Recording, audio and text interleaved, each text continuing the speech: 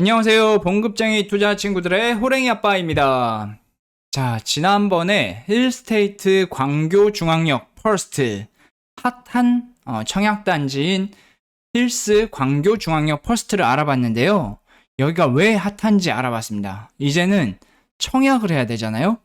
청약할 때 꼭 중요한 거 몇 가지 말씀드리겠습니다. 우선 청약할 때 가장 중요한 것 중에 하나가 입주자 공고문을 읽어보시는 거예요. 실컷 청약했는데 내가 부적격자가 됐어. 이러면 청약 통장 날리고 눈물 한 바가지 흘리고 이럴 수 있기 때문에 입주자 공고문을 꼭 읽어보셔야 돼요. 자, 입주자 공고문이 어디 있는지 한번 보겠습니다. 우선 초록색 검색창에 힐스테이트 광교 중앙역 퍼스트라고 검색을 하시면요. 이렇게 공식 홈페이지가 나와요. 힐스테이트 홈페이지로 딱 들어가면 중도금 대출 불가 안내. 이 무시무시한 말이 있네요. 자, 이런 거 넘어가고, 자, 여기 보면 모집 공고문이라고 돼 있죠. 얘를 딱 클릭을 합니다. 그러면 요 PDF로 된 파일이 열릴 거예요. 예전에는 진짜 불편하게 돼 있었는데 이제는 조금 나아졌어요. 자, 지금 깨알 같은 글씨라서 잘 안 보이실 텐데 어떤 내용이 있는지 한번 볼까요? 여기 보면 뭐 이런 것들, 제일 중요한 본 아파트의 최초 입주자 공고일은 2021년 9월 2일입니다. 이렇게 돼 있죠. 요게 진짜 중요한 거예요. 자, 여러분들 보시기에 불편하니까 제가 이렇게 중요한 거를 간추려서 이렇게 정리를 했습니다. 이거를 읽어드리면서 중요한 것들 다시 한번 짚어보도록 할게요. 자, 본 아파트의 최초 입주자 모집 공고일은 2021년 9월 2일입니다. 라고 되어 있어요.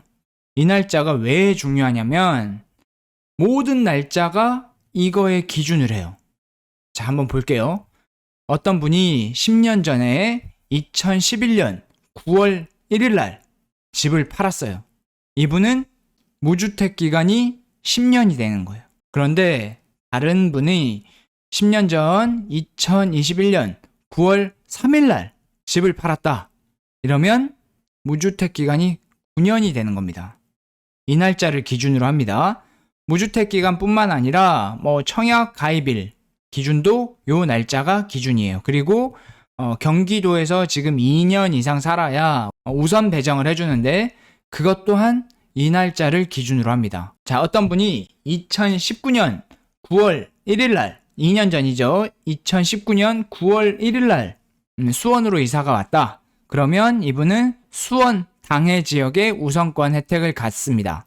하지만 다른 분 한 분은 2년 전인 2021년 9월 3일 날 이사를 왔다. 그럼 아쉽게도 하루 차이로 수원 우선 배정을 받을 수는 없어요. 이분은 그럼 경기도로 경기도 우선 배정으로 넣어야겠죠. 이처럼 입주자 모집 공고일은 정말 중요한 날짜니까 요 날짜를 기준으로 본인에게 어떤 이익이 있는지 불이익이 있는지 한번 따지고 하셔야 되겠습니다.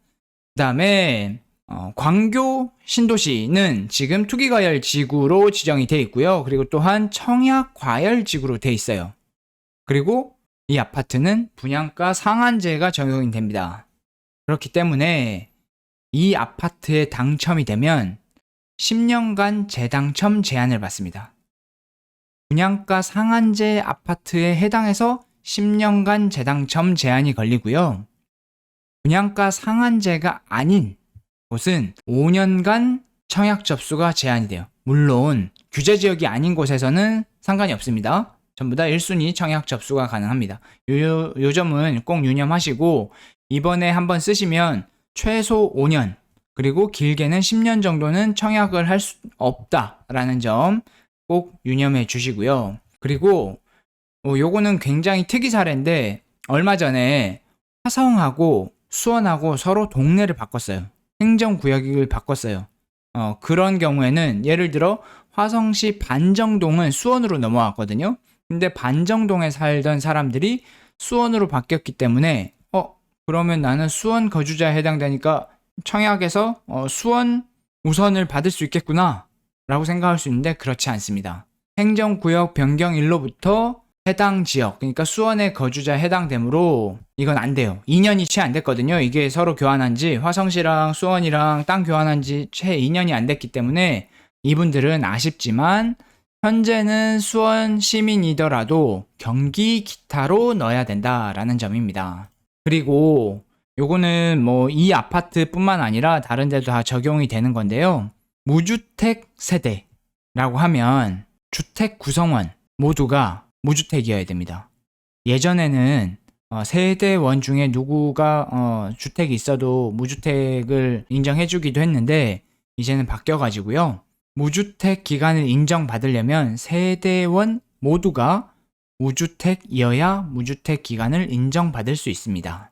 물론 세대원 모두가 같은 기간 동안 무주택일 필요는 없어요. 예를 들어 세대주는 지금 청약을 넣는 세대주는 10년 동안 무주택이라고 하면 근데 세대원 누군가는 2년 동안만 무주택이었어요. 하지만 세대주를 따라갑니다. 그래서 10년 무주택으로 낼 수 있어요. 하지만 그 세대원 중에 누군가가 주택을 가지고 있다면 무주택이 안 되는 거죠.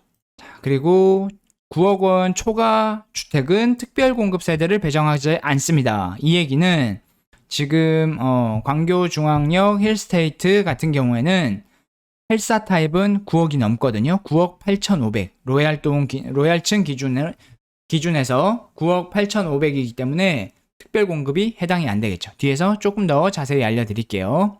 청약 가능 시간 대부분 공공기관들이 9시에 근무를 시작하고 6시에 마감을 하잖아요.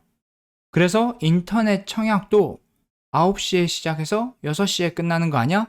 라고 오해하시는 분들이 많습니다. 아닙니다. 8시부터 5시 30분까지, 오후 5시 30분까지니까 빨리빨리 넣어주시면 되겠습니다. 이거는 뭐 먼저 넣고 늦게 넣고가 필요가 없으니까 그냥 딱 오전 중에 마무리하시면 좋겠습니다. 그리고 힐스테이트 중앙역 퍼스트 같은 경우에는 모든 타입이 다 84 이하예요. 그래서 100% 가점제. 이 또 가점 낮은 분들은 아쉽게도 당첨이 안 될 수가 있겠습니다. 당첨이 되시면 8년 동안 집을 팔 수가 없습니다. 전매 제한이 걸린다는 거 꼭 아셔야 합니다. 자, 가격 보겠습니다. 84 타입 RR층 기준으로, 로얄층 기준으로는 9.85억이고요. 계약금 20%, 중도금 60%는 전부 다 잔압을 해야 됩니다. 대출이 안 돼요. 그래서 전부 다 돈을 본인이 현금으로 넣어야 된다라는 거. 그 다음에 69 타입은 8억 2,400. 그리고 60A 타입은 7억 2,400입니다. 이 또한 중도금 대출이 안 되기 때문에 계약금 20% 그리고 중도금 60%에서 총 금액의 80% 계산하면 한 5억 7천 뭐 이 정도 나오겠네요. 그 정도는 현금으로 넣어야 된다라는 겁니다. 자, 앞에 한번 말씀드렸죠. 여기 특별공급은 84 타입은 없어서 제가 빼버렸어요. 근데 생각보다 특별공급 개수가 많아요. 그래서 한번 넣어볼 만합니다. 60 타입은 19개나 있고요. 그리고 60 타입 B도 11개나 있네요. 그 다음에 69 타입은 30개나 있어요. 와, 공급되는 세대에 비해서는 특별공급이 굉장히 많습니다. 특별공급 해당이 되시는 분들은 특별공급을 한번 노려보시는 건 어떨까 합니다. 자, 무엇보다 이제 날짜를 잘 알아야겠죠. 9월 14일. 네, 다음 주 화요일 날 1순위 접수를 하고요. 특별공급은 그 전날인 9월 13일 월요일 날 합니다. 날짜 꼭 잊지 마시고 좋은 기회니까 꼭 청약하시길 바라겠습니다. 꼭 청약하세요. 그리고 당첨되시고요. 이상으로 호랭이 아빠였습니다. 고맙습니다.